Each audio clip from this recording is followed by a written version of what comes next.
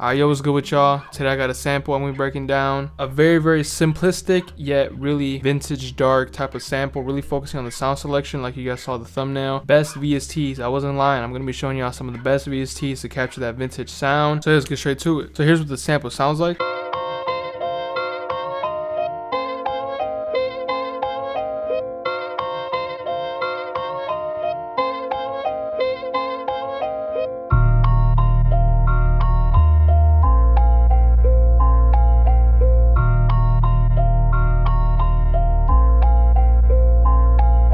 So for the first melody, I had this piano.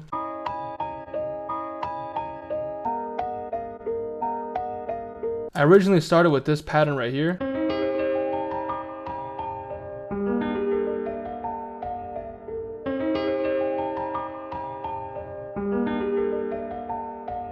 And this originally came from a melody I put down right here where I used Keyscape, and the preset was this upright vintage mono dark, and then I put down this melody right here.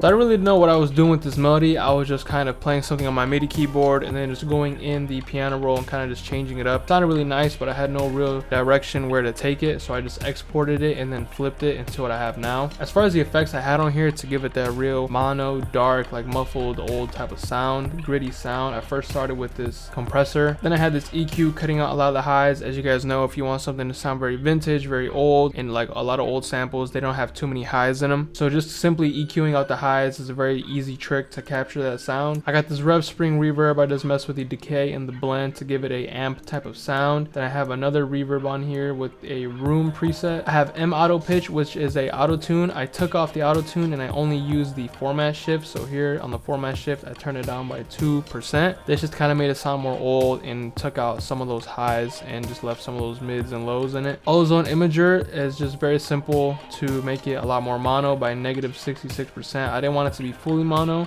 I just want it to be a lot more in the center and not as wide in stereo. And then lastly, I didn't even have this on, I believe, but I did have this Schweppes EQ, and then I just messed with these knobs, taking out some of these lows and mids. I don't believe I used this in the piano. I ended up taking it off. I ended up exporting that into this.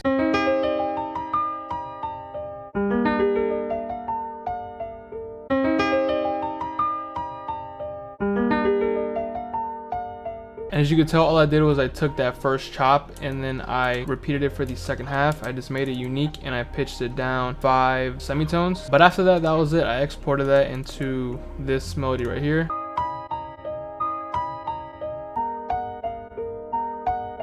As you can tell, I just kind of slowed it down and I chopped it up, and then using these little fade tools on the end of the clip, I would just fade it out and then fade it in to give it that little like chop type of feel. You could always use shaper box, gross beat, or slicer to achieve that same effect that like cubeatz likes to use a lot. But I basically took that and I played it for the first half, copied it for the second half, same thing, just pitched it down 5 semitones.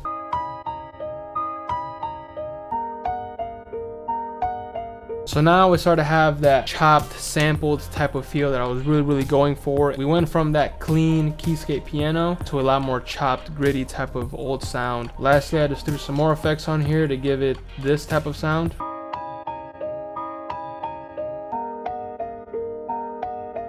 And for these effects, I had almost the same effect chain as the first mixer track. All I did was I removed the rev spring reverb, I removed the room reverb from the ambience, and I removed the Schweppes. All I had was that compressor compressing the piano, this EQ where I just took out some more lows, and then lastly just this M auto pitch, format shifting it, and then the Ozone Imager, making it more mono. And that's it for the main melody. That's it for the piano. It was a lot of exporting, a lot of like chopping, flipping, effects, and all that type of stuff to get to this final result. But after that, you have like the counter melody, the top melody, whatever you want to call it, element that is very catchy and brings the whole sample to life. And it's this little like flute phrase. So it's a flute phrase that I got from one of the AYN sounds, the All You Need Volume 1. I went into the phrases, the flutes, and I found this one and I dragged it in. And then I literally just took the first part and I kind of just chopped it up to have a repetitive like stutter rhythm that I wanted. And then at the end I just had the phrase play. Took this and I just copied it over again. I changed it a little bit just so it wasn't so repetitive, and then this was the final melody.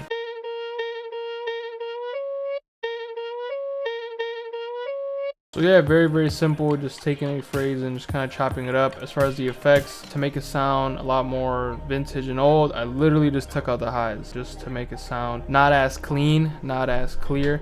I literally just took out the highs, and I panned it a little bit to the left because I think the piano was panned a little bit to the right. So I kind of wanted both of them to have their own little like section in the final mix. But this is how both of those sound together.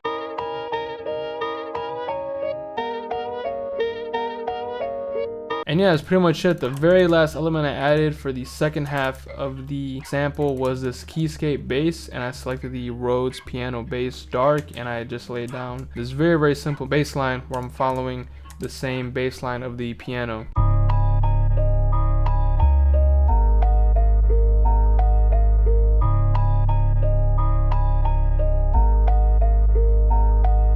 Very simple. And as far as the effects, I have this effect chain that I always use on my bass, my live bass, which I always use Keyscape for. I literally just have an EQ taking out basically everything, leaving only the bass, and then just a compressor compressing a ton on the bass. I have this preset called bass presence, and that's pretty much it. As far as the master, I pitched it up 2 semitones, and then I had this EQ. I felt like pitching it up sounded a lot better, but it had a lot more highs and it sounded a lot clean.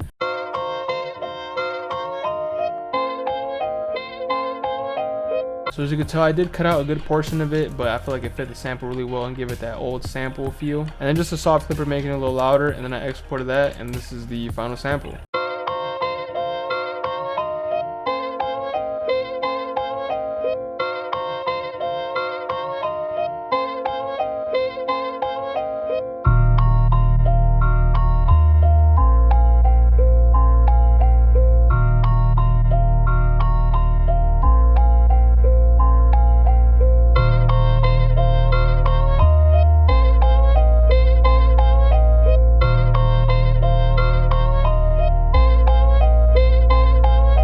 So yeah, I hope you guys did enjoy and learn something new from this very simple tutorial. If you guys did enjoy, make sure to leave a like, comment, subscribe, hit the bell so you don't miss any more videos. And yeah, I'll see you guys in the next video.